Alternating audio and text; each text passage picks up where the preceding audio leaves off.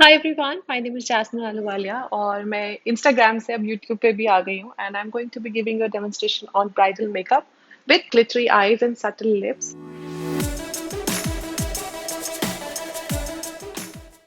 So I'm starting on with the eye base and ये मैं लगा रही हूँ एक Huda Beauty का concealer. You can use it as a base also, eye base and under the eye. So I'm taking this palette. This is by Too Faced. It is called Gingerbread and इसमें काफ़ी प्यारे आपके earthy colors हैं. So what I'm doing is I'm just taking a nice brown shade and outer corner पे मैंने apply करके inner corner तक मैं blend कर रही हूँ.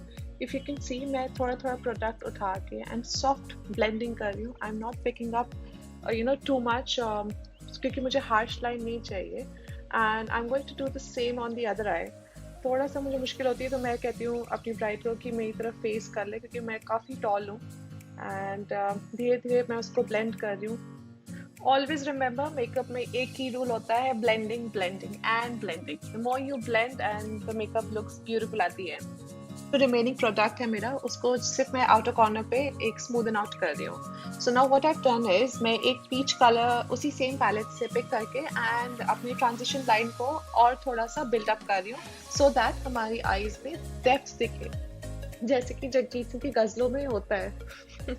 ओके.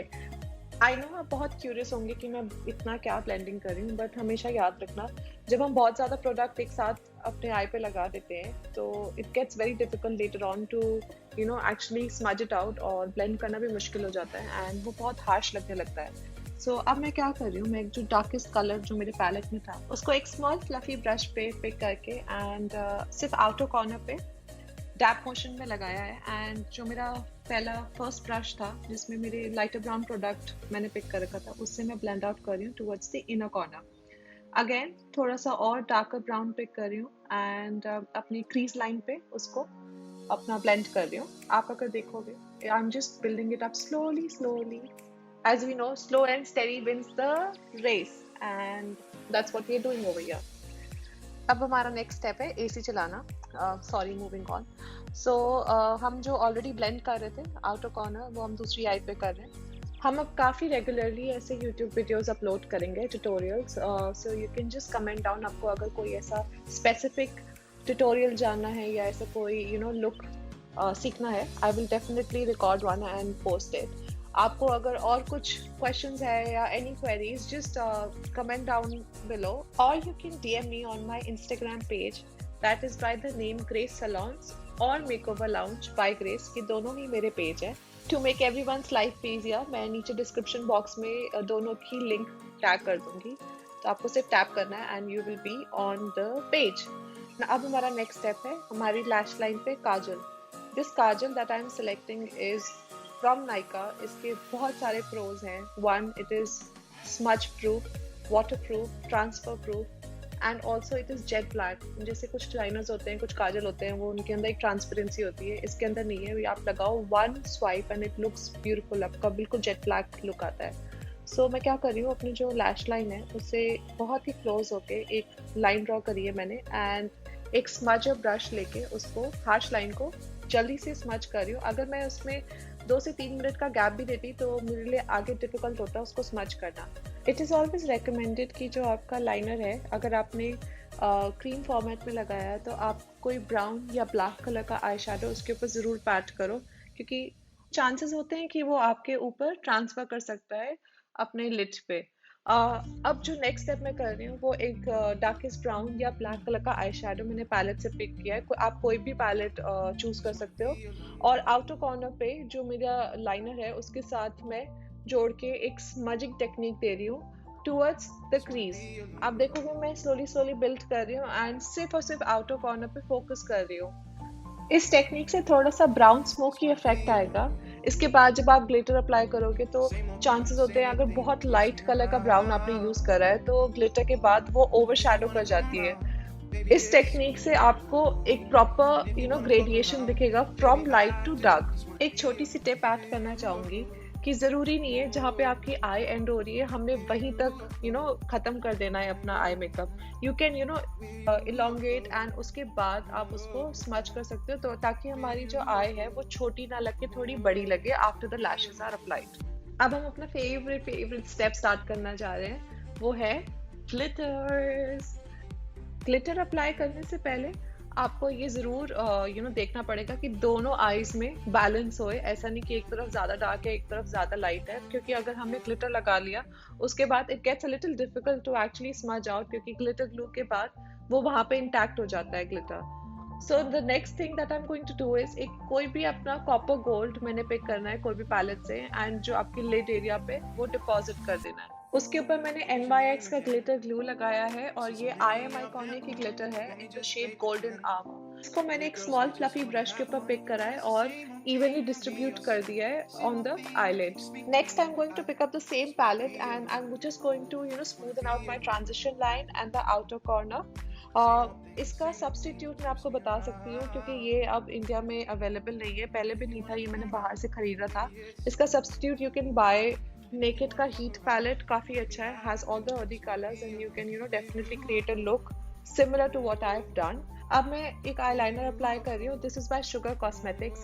काफी अच्छा आईलाइनर है, gives a matte and long lasting look. It is my personal choice, I don't like eyeliners जिनकी बहुत ग्लॉसी फिनिश आता है, आई लाइक जिनका बहुत proper matte black matte finish आए। आप इसको अपने पर्सनल यूज के लिए भी परचेज कर सकते हो, टोटली रेकमेंडेड। अब हम स्टार्ट करते हैं अपना बेस। मैंने पहले ही अपना मॉइस्चराइजर लगा दिया है, आई हैव पिक्ड अप एम्ब्रोलिस, क्योंकि इनकी काफ़ी ड्राई स्किन थी। उसके ऊपर जो मैं यूज़ कर रही हूँ वो है primer, this is by Smashbox. ये एक सिलिकॉन बेस्ड प्राइमर है। This is a very important step, अगर आप प्राइमर स्किप कर देते हो तो आपका जो लॉन्गेटिविटी है मेकअप की वो लेस हो जाती है। ऑल्सो आपके पोर्स जो है वो ज़्यादा विजिबल होते हैं after the makeup is done. Primer के ऊपर मैं लगा रही हूँ illuminator, this is by MAC, इसका नाम है मैक स्ट्रोक क्रीम। इसमें 2 शेड्स आते हैं, this one is in the shade gold. And हम जब देखते हैं ना कि एक कोई लड़की है and this glow coming from with it, this is the magic actually. उसके ऊपर जो मैं यूज कर रही हूँ वो एक डार्कर कंसीलर है, this is bye Forever 52। So the question comes in कि हम फाउंडेशन से पहले एक डार्क कलर का कंसीलर क्यों यूज करते हैं फेस पे। डार्क कंसीलर हम इसलिए यूज करते हैं ताकि हमारी जो स्किन है वो बिल्कुल इवन आउट हो जाए, एंड जब हमारा बेस हम अप्लाई करें तो अंदर से ग्रेनेस ना दिखे।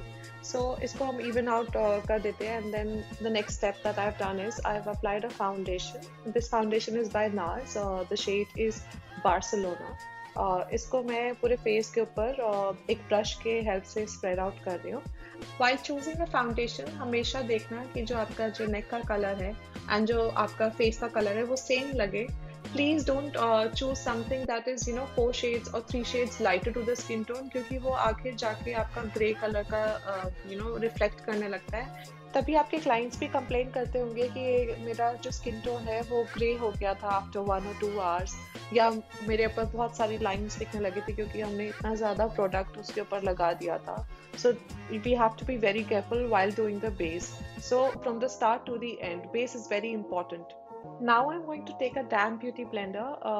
Always remember कि जो आपका beauty blender है वो washed होना चाहिए properly and it should be damp, not wet.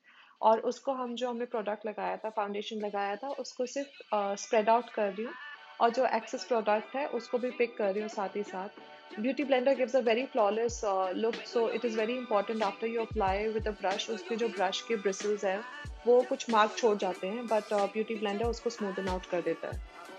अब ये जो नेक्स्ट स्टेप है, I am going to do face mapping. I've taken a concealer, this is from NARS, and इसका शेड है custard, and the contour that I'm using is from Huda, ये आपका medium tone है। And if you see, मैंने अपना under eye and around the lip area मैंने concealing करी है from the NARS, and जो आपका contour है, just to give a lift to the face, मैंने under the cheekbone लगाया है, and also on the forehead। मैंने बेस के ऊपर उसके बाद स्प्रे करा है, दिस इज़ बाय PAC, इसका नाम मिडास स्प्रे है।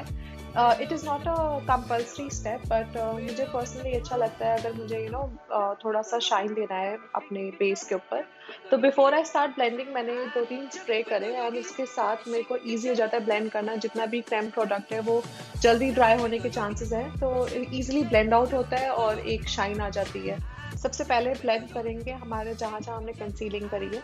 फोरहेड पे, आपके under I and on the chin area. सबसे पहले उसको ब्लेंड करेंगे, फिर उसके बाद हम जो कॉन्टोरिंग हमने की है अपने हुडा से, उसको उसके साथ मर्ज करके फिर सेम ब्रश से ब्लेंड आउट करना स्टार्ट करेंगे ऑन दी अपवर्ड मोशन। उसके बाद लगाएंगे हम चीक टिंट। दिस इज़ बाय नाज, इसका नाम है ऑर्गेज़म, ये आपका लिक्विड फॉर्म में आता है।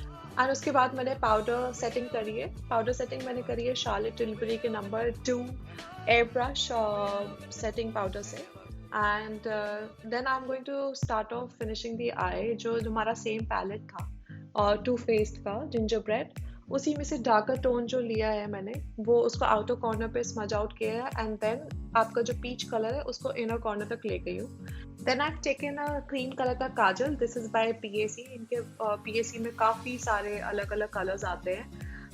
आई could have chosen a black also, but मैंने क्रीम इसलिए चूज़ किया क्योंकि मुझे उनकी आईज और ओपन दिखानी थी। मैंने काफ़ी हैवी लैशेस यूज़ की हुई हैं।